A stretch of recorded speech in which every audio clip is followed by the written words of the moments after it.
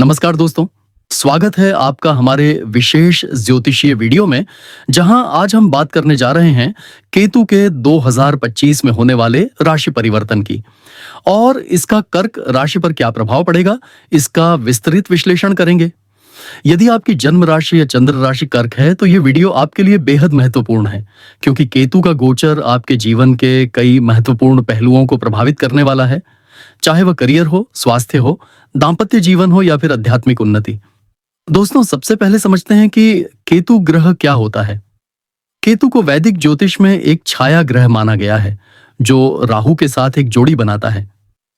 केतु को मोक्ष, रहस्य, अध्यात्म, विच्छेदन और अंदरूनी जागरूकता का प्रतिनिधि ग्रह माना जाता है। जब यह किसी राशि में प्रवेश करता है तो वहां की ऊर्जा को रहस्यमयी, आध्यात्मिक और कभी-कभी अशांत बना देता है। यह व्यक्ति को भौतिकता से हटाकर आत्मा की यात्रा की ओर प्रेरित करता है।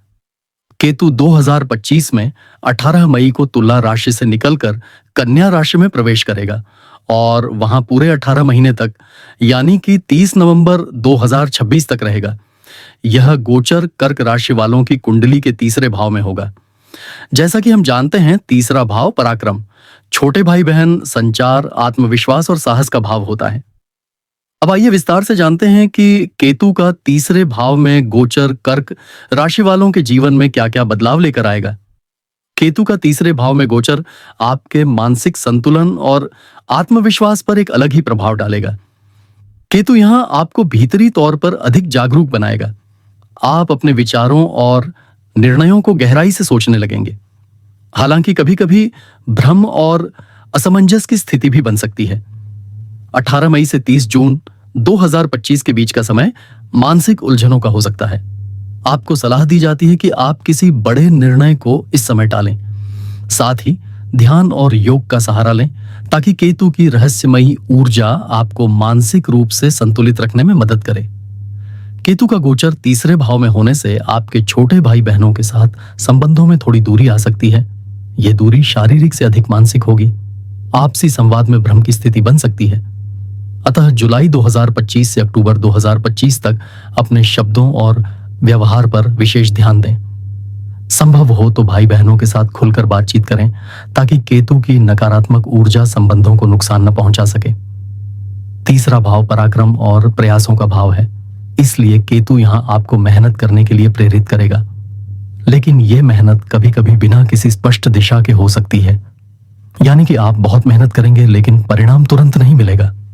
1 अगस्त से 15 सितंबर 2025 के बीच आपको अपने करियर में कुछ बदलाव देखने को मिल सकते हैं। यह परिवर्तन स्वैच्छिक हो सकता है या कंपनी द्वारा किया गया ट्रांसफर भी संभव है। यदि आप फ्रीलांसिंग, लेखन, रिसर्च या गूढ़ ज्ञान से जुड़े क्षेत्रों में हैं, तो यह समय आपके लिए लाभकारी सिद्ध होगा।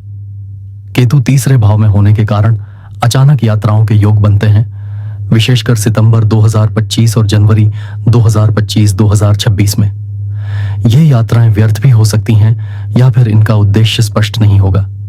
यदि आप मीडिया, कम्युनिकेशन या डिजिटल क्षेत्र से जुड़े हैं तो इस गोचर का प्रभाव और भी गहरा होगा। हालांकि दस्तावेजों और ईमेल्स के आदान प्रदान में सावधानी बरतें, क्योंकि केतु भ्रम का कारक है और गलतफहमी की स्थिति बना सकता है। केतु को मोक्ष और अध्यात्म का ग्रह माना जाता है और जब यह तीसरे भाव में आता है तो व्यक्ति की अंतरात्मा की आवाज को जागृत करता है। आप ध्यान, साधना, मंत्र जाप और तीर्थ यात्रा की ओर आकर्षित हो सकते हैं। दिसंबर 2025 से मार्च 2026 तक का समय आत्मचिंतन, ध्यान और स्वयं को खोजने के लिए श्रेष्ठ रहेगा। यदि आप किसी गुरु या आध्यात्मिक पथ पर हैं तो इस दौरान आपको एक नई दिशा मिल सकती है।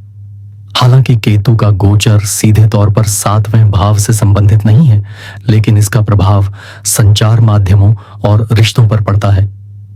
कर्क राशि वाले विवाहित जातकों को अपने जीवन साथी से संवाद में साफगोई रखनी होगी। अक्टूबर 2025 और अप्रैल 2026 के बीच गलतफहमियां और संदेह की स्थिति बन सकती है। यदि आप प्रेम संबंध में हैं तो किसी भी अफवाह या अनावश्यक संदेह से बचें। विश्वास और स्पष्टता बनाए रखें। केतु तीसरे भाव में होने से आपकी धन कमाने की रणनीतियां बदल सकती हैं। आप पारंपरिक तरीकों से हटकर किसी नई योजना की ओर झुक सकते हैं। लेकिन ध्यान रहे कि इस दौरान की गई कोई भी आर्थिक योजना बिना गहराई से सोचे समझे न बनाएं। नवंबर 2025 से फरवरी 2026 के बीच निवेश करने से पहले 2 बार सोचें और अगर संभव हो तो किसी विशेषज्ञ से सलाह जरूर लें। इस समय अचानक लाभ और अचानक हानि दोनों ही संभावनाएं बनी हुई हैं। केतु का गोचर आमतौर पर मानसिक और नर्वस सिस्टम को प्रभावित करता है। तीसरे भाव में होने से यह हाथों, कंधों, गर्दन और फेफड़ों से जुड़ी समस्याएं दे सकता है। इसके अलावा अनिद्रा, चिंता और नकारात्मक सोच बढ़ सकती है।